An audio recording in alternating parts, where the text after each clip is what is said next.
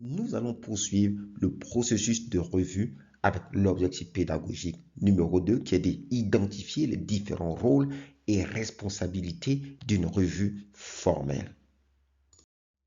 Donc, nous avons vu dans la section précédente le processus de revue. Nous avons vu qu'il y avait la planification, il y a le lancement de la revue, il y a la revue individuelle, la préparation individuelle ou le travail individuel, il y a la communication et l'analyse des problèmes, des défauts trouvés lors d'une réunion de revue par exemple, et il y a la correction et la production des rapports. Donc, il y a 5 étapes comme les 5 doigts de votre main.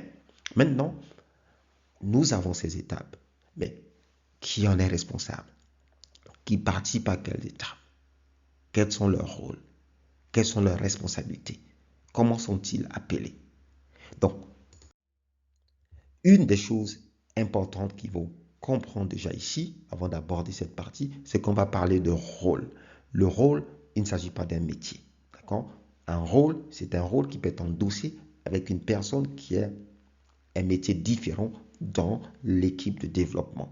D'accord? Certains rôles peuvent être endossés soit par un testeur, soit par un développeur, soit par un chef de projet, ou bien une autre partie prenante. Donc ici, on parle de rôle, on ne parle pas de métier ici. Bien. Donc, dans le cas d'une revue, on a un des premiers rôles, c'est celui de l'auteur.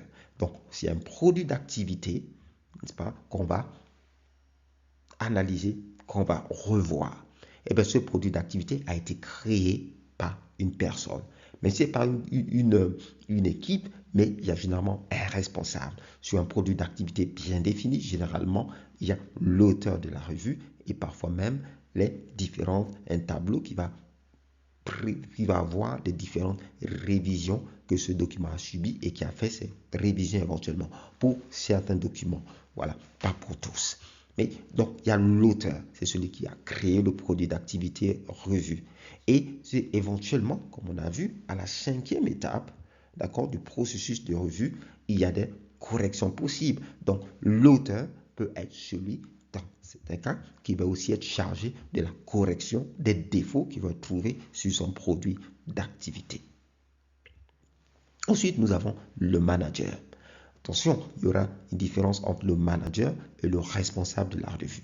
Ici, celui qui a le rôle de manager, c'est la personne qui va planifier la revue. Si vous voulez, c'est la personne qui, au sein du processus de développement logiciel, il va faire de la place à la revue, va faire de la place qui est des revues possibles. D'accord? Donc, il va affecter le personnel, il va mettre à disposition un budget et un temps pour cela. Parce que dans un projet, on a un calendrier. Et donc, le temps est très important. C'est un des jalons importants de la gestion de projet.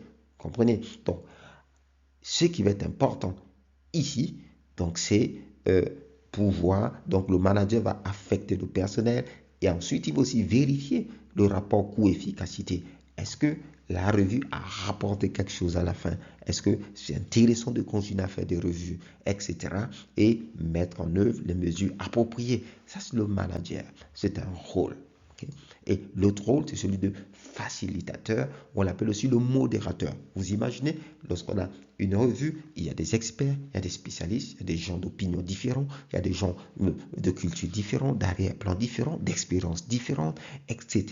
Donc, vous voyez que dans certains cas, il peut avoir des problèmes de comportement, des problèmes de place, d'espace. Certains vont peut-être occuper plus d'espace, d'autres, etc. Et bien, pour que ça soit rentable pour tout le monde, qu'une personne ne se retrouve pas juste comme spectateur ou bien comme invité à la revue, généralement, il y a un facilitateur ou un modérateur. D'accord? Il va assurer le bon déroulement des réunions. Il va s'assurer à ce que chacun ait la possibilité d'exprimer ses opinions et s'assurer que c'est exprimé de manière polie, respectueuse. D'accord? Il va faire la médiation des points de vue. Il va jouer un rôle clé dans la réussite de la revue. C'est une revue très formelle. Il faut parfois même un facilitateur, un modérateur formé, c'est-à-dire qualifié pour cela. Eh bien, il y a aussi le responsable de la revue. Vous voyez, maintenant le responsable de la revue est différent du manager de la revue. Le responsable de la revue, c'est celui qui prend la responsabilité générale. C'est celui qui va déterminer le temps, à quelle date exactement va se passer la revue, qui exactement va être invité à la revue. D'accord? Et là, c'est la personne qui a cette responsabilité-là. Ok, on a commencé la revue, etc. C'est terminé. Il va pouvoir faire le rapport au manager, etc. Donc, il y a le responsable de la revue. C'est lui qui va organiser la revue de manière pratique. Tout ce qui est pratique, à partir de tout ce qui était planifié par le manager, c'est lui, le responsable de la revue, qui va l'implémenter de manière pratique. Okay. Et ensuite, on a un rôle comme les réviseurs. Et bien, les réviseurs, c'est assez clair, et bien, ce sont toutes ces personnes-là qui vont dans la préparation individuelle, dans le travail individuel, ceux qui vont recevoir donc les produits d'activité et qui vont travailler dessus. Ce sont les experts de leur domaine. Hein. Ce sont eux qui vont identifier les défauts potentiels et aussi dans la réunion, vont trouver un consensus pour décider que ça c'est vraiment un défaut ou pas. D'accord? Ils vont représenter différentes perspectives, ils vont représenter différents points de vue. Vous voyez? Donc ça, ce sont les réviseurs. Les réviseurs, donc ceci un rôle. Donc des exemples, par exemple, de perspectives qu'on a au niveau de la révision, c'est par exemple, il y a la perspective du testeur, la perspective du programmeur, la perspective de l'utilisateur, ou bien de l'opérateur, celui qui utilise l'outil sur le terrain, de l'analyse métier, ou bien de l'expert en utilisabilité du logiciel, etc. Donc voilà, donc ça dépend de l'objectif de la revue, du document qu'on révise. Effectivement, si on peut faire la révision, par exemple, des propositions d'interface ou graphique, eh bien sûr, à ce moment, on a besoin de gens qui vont donner un avis sur l'utilisabilité, par exemple. Donc voilà. Et ensuite, on a celui qu'on appelle le scribe ou le rapporteur. C'est celui qui, lors des réunions, va recueillir les défauts potentiels. Il va les documenter, etc. C'est lui le scribe, le rapporteur. C'est vrai que de nos jours, on a de plus en plus d'outils. Okay? Il y a de plus en plus d'outils et ces outils-là font parfois que peut-être le rôle d'un scribe ou d'un rapporteur est peut-être moins nécessaire aujourd'hui. D'accord? Mais dans les revues très formelles, un scribe est obligatoire. Okay?